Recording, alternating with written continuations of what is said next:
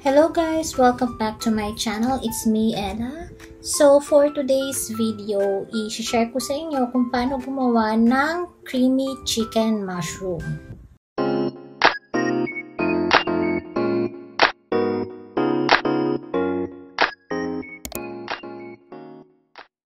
Siyempre, pinaka main ingredient natin is 1 kilo chicken breast fillet, 1 can of mushroom, butter, at Nestle cream. Siyempre, kailangan din natin ng onion at garlic. So, i-dice lang muna natin yung garlic natin.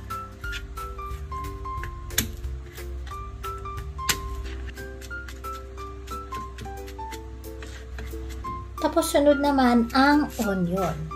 So, hiwain lang natin yung onion.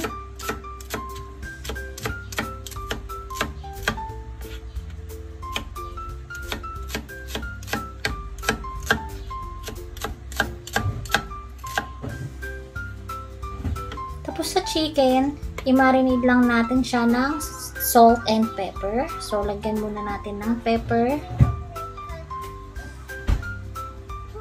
At syempre, salt. Pagtapos niyan, haluin lang natin para ma-massage at manuot yung salt at pepper sa chicken breast fillet natin.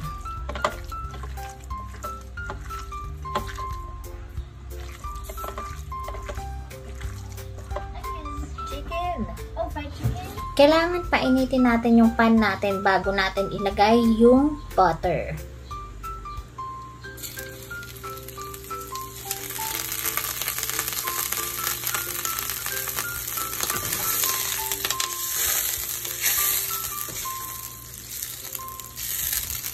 And tunawin lang natin yung butter.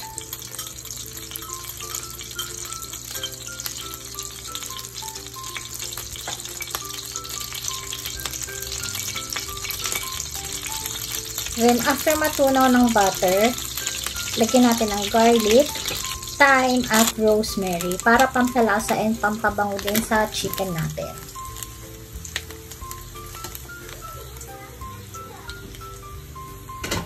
And then, i-pan-fry lang natin yung chicken breast fillet natin until mag-turn siya ng golden brown.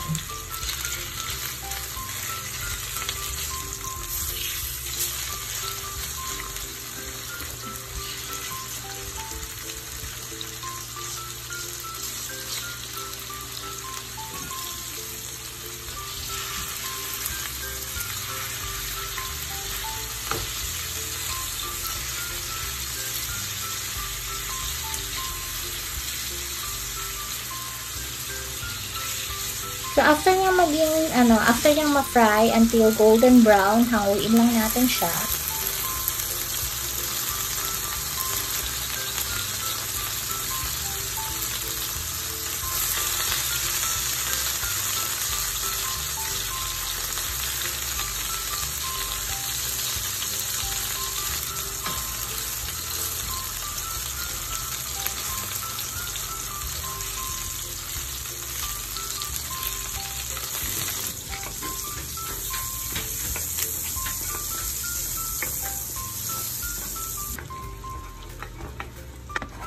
Then, after nyan, isaute na natin yung onion and garlic.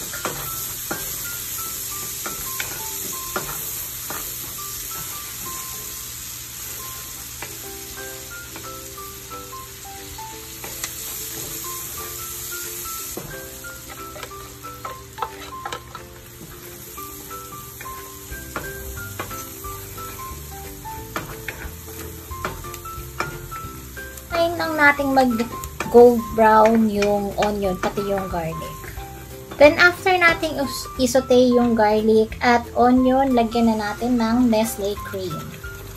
Pampatikin to nung parang sauce natin sa chicken. Pampa-creamy din.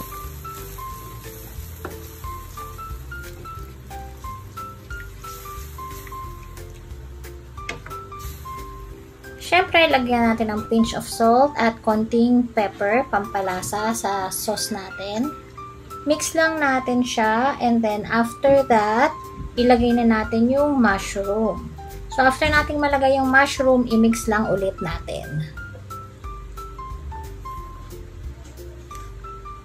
So, cover lang natin siya, tapos hayaan natin siyang kumulo for 2 minutes.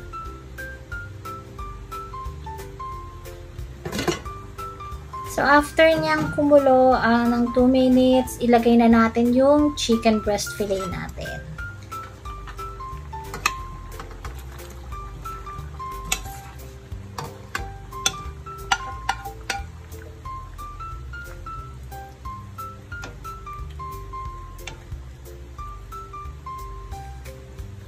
Haluin lang natin para mag-mix yung creamy mushroom sauce natin sa chicken.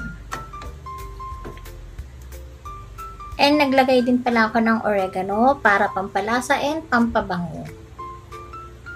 Lagyan ulit natin ng konting pepper.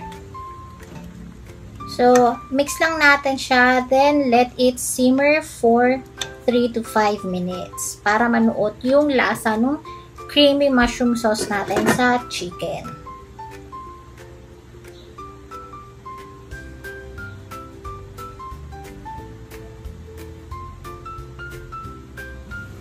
Siyempre, from time to time, i-check natin siya, hahaluin, to make sure na hindi nasunog yung creamy mushroom sauce natin. Kasi thick cream yung nilagay natin dyan eh.